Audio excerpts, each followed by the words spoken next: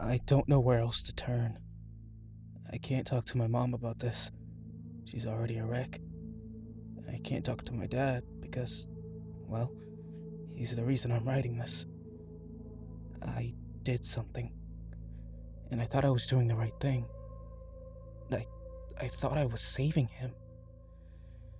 But now the house is filled with silence, and it's so much worse than the screaming that I wish I could hear. And I see the look in my father's eyes, and I know that I've made a terrible, terrible mistake. I need help. I need someone to tell me what to do.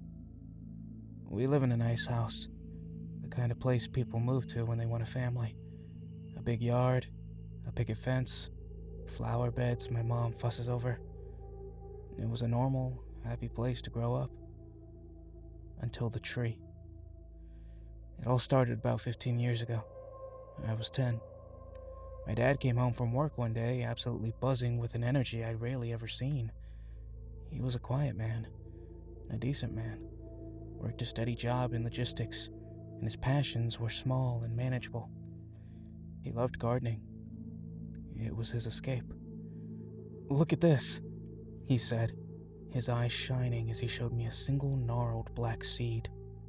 It was the size of a pigeon's egg, strangely heavy, and covered in faint spiral patterns. Got it from a street vendor downtown, an old fella.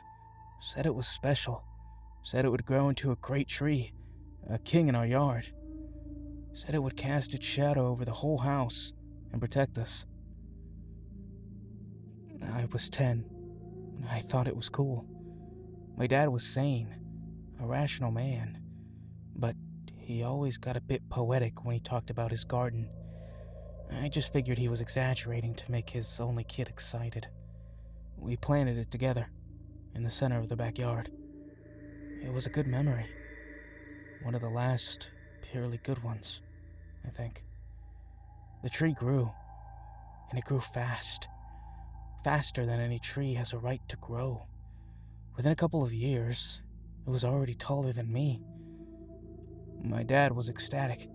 He tended to it like it was some kind of deity.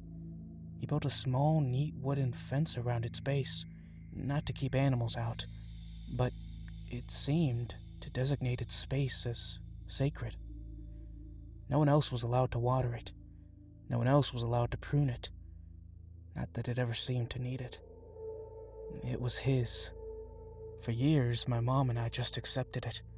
It was Dad's hobby, his thing.